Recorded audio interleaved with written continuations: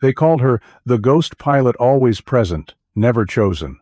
On the day 3 elite fighter pilots lost control mid-air, the radios filled with panic. But Captain Brooks stayed composed, tracking every detail. When she brought her jet home safely, and the entire base fell silent, even the ones who doubted her could not look away. What does it take to stay steady when the system expects you to fail? This is the story of quiet skill breaking through unspoken barriers of a pilot whose record said one thing, but whose daily reality at Callahan Air Base told another. Ava Brooks's official record looks straightforward. Over 0 flight hours, 3 overseas deployments, and 2 commendations for emergency responses. But on the ground at Callahan Air Base, the reality never matched the paperwork. Her locker sat at the far end of the row, tucked by the emergency exit, and in the briefing rooms, she always found herself squeezed into the last available seat, usually next to the humming coffee machine or a pile of maintenance forms. There were no introductions on her first day, just a clipboard left on her bunk with a single line. Captain Brooks. Observe rotation. It wasn't a suggestion. The other pilots rotated through missions. She rotated through silence. The ready room had its own choreography. When Ava walked in, conversations didn't stop, but the air shifted. The younger lieutenants glued their eyes to checklists.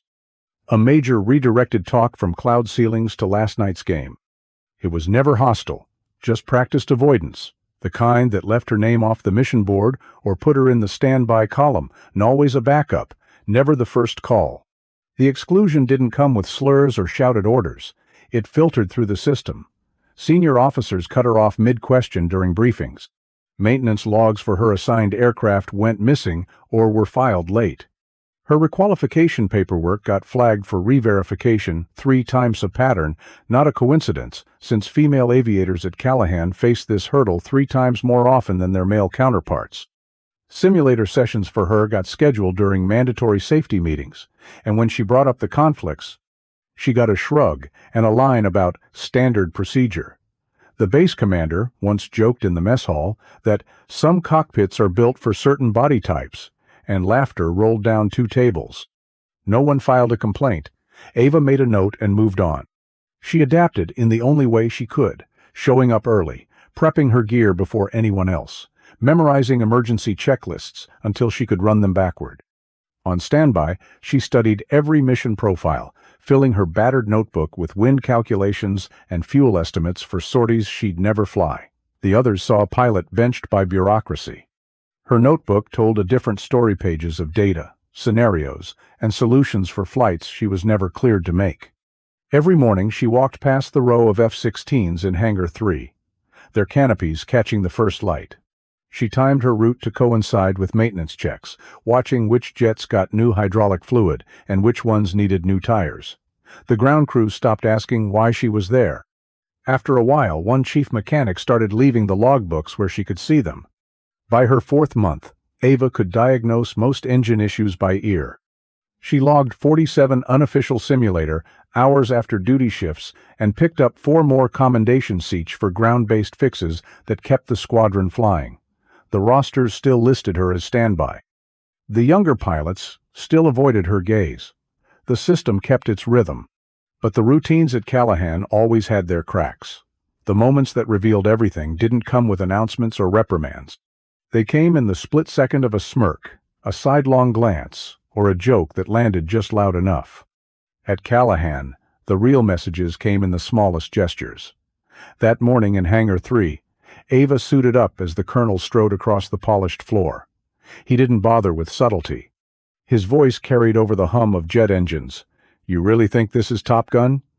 The words hung in the air, half laugh, half snarl, for everyone to hear.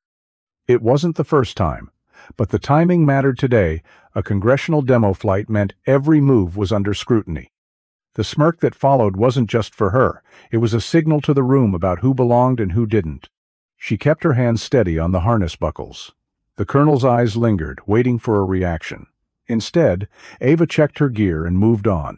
She'd learned that the real test wasn't in the cockpit, but in these moments when a single remark could turn a room against you or mark you as an outsider, no matter your record. The exclusion filtered through every layer. Instructors gave offhand corrections to male pilots, but barely glanced at her checks, reinforcing her standby status. In the ready room, her name appeared on the rotation board as KPT Ava Brooks, stripped of the call sign tradition that bound the others. Newer pilots called her ma'am instead of using the nicknames that signaled acceptance. Even the mechanics, familiar with her hours on the line, sometimes asked if she needed help with her own headset, the same model everyone wore. Ava's approach was always the same: let actions speak. She didn't argue when her skills were questioned, or when her experience was ignored. Instead, she finished her checks, ran through her emergency procedures, and made sure her pre-flight times were sharper than anyone else's. She knew that any sign of confrontation would be used against her, so she relied on quiet competence, letting her record fill the silence left by others' doubts. The pattern of selective recognition was constant. When a male pilot nailed a standard climb, the tower called out, "Nice rate." When Ava executed the same maneuver, the only response was static. During formation drills, praise flowed to others while her textbook flying passed without comment. Each omission was a reminder that, in this environment, recognition was rationed and she was always on the wrong side of the ledger. But when Crowley's jet spun out mid-formation, the hierarchy dissolved. Pilots broke protocol, radios filled with overlapping shouts, and the tower hesitated. Ava was the first to cut through, her voice clear and steady. "Tower ghost, ground track is unstable, eyeballs on Crowley. Requesting emergency vectors." The pause that followed wasn't just the surprise of hearing her take charge, it was the realization that the person they'd sidelined had already diagnosed the crisis. She landed the jet with the same precision she brought to every checklist, but this time the base fell silent for a different reason. The smirk, the clipped names, the quiet dismissals, none of it changed the facts on paper. Yet Ava knew that what got written down was only half the story. The rest played out in the paperwork, where exclusion could hide behind procedure. At Callahan, the rules didn't just govern the air, they shaped every step on the ground. Ava's assignment to stand by observe a rotation wasn't a suggestion. It was a bureaucratic maneuver designed to keep her present but not essential. She attended every briefing, took notes, and stayed ready, but the real missions went to others. When her name came up for a flight, her certification documents suddenly disappeared from the records office. The clerk confirmed they'd been logged, but now her requalification would take 11 days. By the time it cleared, the training cycle had already moved on. This wasn't an isolated incident. The next time she was up for evaluation, the report needed additional review and sat in limbo for more than a week. A maintenance log would show her assigned jet needed repairs, or her simulator slot would overlap with a mandatory safety meeting. Each explanation sounded neutral, just following procedure, nothing personal. When Ava questioned why newer pilots with less experience were flying lead, the operations officer pointed to his clipboard. Regulations require current evaluations for mission leads. Her own evaluations, of course, had been delayed by the same office. A 2021 Pentagon audit found that female aviators faced 3 times as many credential re-verifications as their male counterparts. At Callahan, these extra layers of paperwork became a wall. Each delay meant fewer flight hours. Fewer hours meant she couldn't qualify for key missions. The system justified her exclusion by pointing to the very gaps it had engineered. The pattern was always the same. No active flights meant no current evaluations. No evaluations meant no qualification for lead positions. When she raised the contradiction, the colonel's response was flat. "We all follow the same rules." But she saw how the rules bent for others. A male lieutenant who forgot his checklist was handed a spare. When Ava needed new oxygen fittings, supply told her to file a requisition and wait. Not all obstacles showed up in the paperwork. Mission briefings moved locations without her being notified. Intel updates arrived after she'd already left for the day. Aircraft modifications were discussed in meetings she wasn't told about, though everyone else received the follow-up emails. These weren't accidents. They were reminders that protocol could be used to exclude just as easily as to include. Ava learned to adapt. She arrived early to check for last-minute changes, reviewed maintenance logs before anyone else, and hand-delivered forms to ensure signatures. She collected every denied request and every delay, storing the documentation in a locked cabinet beneath her bunk. Complaining would only mark her as a problem. Working around the system was the only way forward. The paperwork was supposed to keep her on standby, invisible in the background. But on the day the routine shattered and the base's careful order broke down, those same regulations became her entry point. When the emergency came, Ava didn't hesitate. She cited the exact regulation that allowed her to take command in a crisis zone she'd memorized after her third paperwork delay. The engine started before anyone could object. The tower's pause was brief, but for once, protocol couldn't keep her grounded. What happened next wasn't in any manual, and it would change everything at Callahan.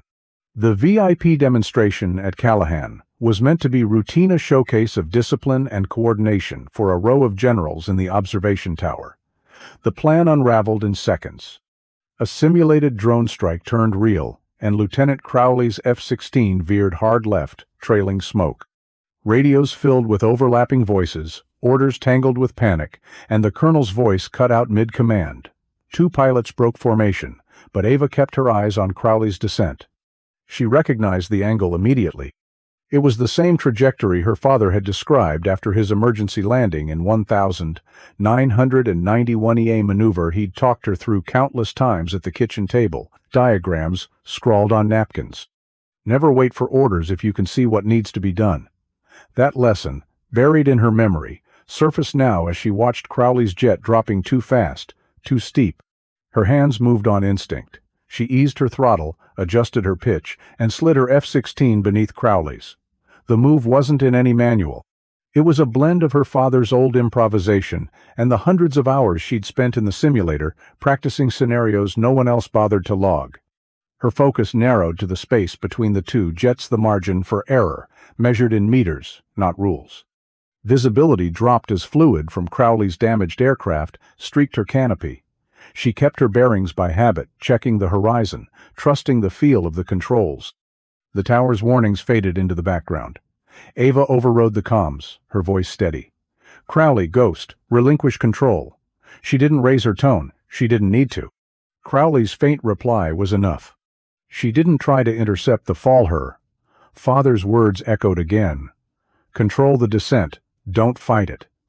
Ava guided her aircraft close, but never close enough to collide.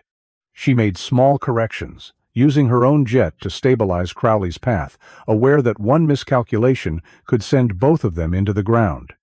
The maneuver would later be called the Brooks roll, but in the moment it was just instinct and memory guiding her hands.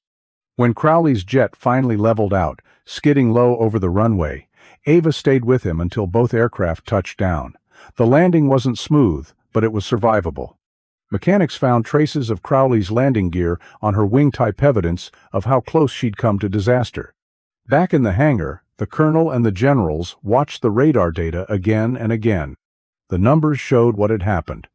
Ava had managed a recovery outside the standard playbook, using a descent rate and approach angle no one else had attempted. The protocols that had kept her on standby couldn't explain what they saw on the screen. The hangar remained quiet as the implications settled in. Ava logged her flight hours, noted the wind conditions, and left the explanations to others. The moment had passed, but its impact lingered, waiting for the questions that would come next. In the debriefing room, the generals watched Ava's landing replayed again and again. Each pass revealed the same thing: her F-16 rolling beneath Crowley's jet at an angle no simulation had ever covered. The footage showed her wingtip steady in the fractured windshield, holding the line as the damaged aircraft wavered. The room stayed quiet, the projection's blue light casting sharp lines across faces that had spent months ignoring her flight record. Colonel Branson finally spoke. "Unconventional," he said, flipping through Ava's personnel file as if seeing it for the first time. He tried to frame her maneuver as a lucky break, but the evidence didn't fit. The presiding general paused the video, pointing out the control in Ava's hands, the measured corrections. When Branson started to justify his earlier choices, the chief flight instructor interrupted. He slid a worn report across the table. Colonel Adrian Brooks's after-action summary from Desert Storm, detailing the same wingtip stabilization technique. The matching date stamps and faded ink made it clear. What Ava had done wasn't reckless or improvised. It was a learned skill, passed down and practiced. No one called it luck after that. Still, the debate shifted. Some officers labeled her actions instinctive, others improvised. Only the flight surgeon pointed to training, noting how Ava's breathing never spiked during the descent. The attribution bias was obvious. Her skill was unexpected, so it needed an explanation. Ava sat in the observer's row, her flight suit stained and her hands still. She didn't answer when Branson mentioned her lack of current qualifications. She didn't need to. The silence pressed in, heavier than any argument. Later, tucked behind her father's photo in her locker, she found a note. Procedure 87. The numbers matched the page in her father's old manual, the one she'd memorized years before. She left it pinned beside her own service record, and the Distinguished Flying Cross certificates on hers, one her father's. The formal inquiry lasted 3 days. Investigators combed through her logs, finding extra simulator sessions logged outside official schedulures, spent running emergency drills the base never assigned. Her notebook was filled with months of handwritten analyses, cross-referenced with crash data and descent rates. Branson dismissed it as over-preparation. The wing commander called it proof of systemic oversight. After the review, Crowley appeared at Ava's door, still in a sling. They grounded Branson, finally acknowledging his poor decision-making under pressure. It was a quiet admission, but it carried weight. Change didn't arrive with fanfare. Ava's name showed up first on the next flight rotation. Mechanics started using her rank instead of ma'am. The lieutenants who used to avoid her now watched her pre-flight checks, picking up details they'd never noticed before. 9 weeks later, the Brooks roll entered the official training manual. No ceremony, just a revised binder on every pilot's desk. Ava found hers marked on page 87, a small arrow drawn beside the diagram, and the words, "Trust instincts" in careful handwriting. The base moved forward, the old routines shifting in quiet ways. The absence of dismissive glances and whispered doubts was more telling than any announcement. Change settled in, steady and unspoken, as the next rotation list appeared. Ava's influence at Callahan spread quietly, without announcements or ceremony. Her name appeared as lead pilot on the next flight schedule, typed in the same font that once relegated her to standby. When she arrived at Hangar 3 that morning, 2 junior lieutenants waited by her aircraft, asking if they could observe her pre-flight checks. 6 months before, mechanics had double-checked her harness. Now, they watched her process with intent, taking mental notes. A corporal spent extra time realigning a fuel sensor after Ava mentioned a slight discrepancy, and a mechanic swapped out brake pads at her suggestion. The shift was subtle but unmistakable. Crew who once overlooked her requests now acted on her feedback without being told. Inside the ready room, the atmosphere changed as well. The seat at the end of the briefing table, usually reserved for senior officers, stayed open until Ava arrived. Where interruptions once cut her off mid-sentence, her analysis of wind shear data now drew quiet attention. Pilots who used to speak over her paused, waiting for her input before responding. The change wasn't dramatic, but it was consistent: respect replacing indifference, observation replacing avoidance. Crowley's response to the incident was immediate and personal. 3 months after the emergency, he transferred into her squadron and requested Ava as his lead training pilot. He had more hours in the F-16, but every morning for 2 weeks, he showed up early, flight manual in hand, focused on the improvisational techniques that had saved his life. His questions centered not on standard procedures, but on the adaptations Ava used when the expected rules no longer applied. The Brooks role filtered into training with similar subtlety. There was no formal announcement, no memo from command. Instead, new simulator scenarios began to include emergency descents that required unorthodox solutions. The chief instructor, who once questioned Ava's qualifications, now used her landing footage to teach adaptive airmanship. He never mentioned gender, only the precision of her response and the importance of flexibility under pressure. One afternoon, Ava noticed a new image in the mess hall slideshow. Her father's Phantom from Desert Storm flashed briefly between training shots, followed by a still frame from her own landing. They hung together, side by side, under a small plaque labeled Procedure 87. There was no introduction, no speech, just a quiet acknowledgement of lineage and change. Her personnel file grew heavier, 5 new commendations in 4 months, and her name listed as primary evaluator for emergency protocols in the base's readiness reports. More telling were the unofficial changes. When 3 new female pilots arrived that spring, their paperwork cleared in 48 hours. The same clerks who once delayed Ava's requests processed theirs without hesitation. Some habits lingered. Groups still quieted when Ava walked by, and certain senior officers kept their distance. But the shift was clear in the way mechanics greeted her on the flight line, and how younger pilots watched her with intent. The aircraft themselves seemed to respond, as if the base's routines had adjusted to her presence. 8 months after the incident, during a night exercise, a new pilot froze on final approach. Ava keyed her mic.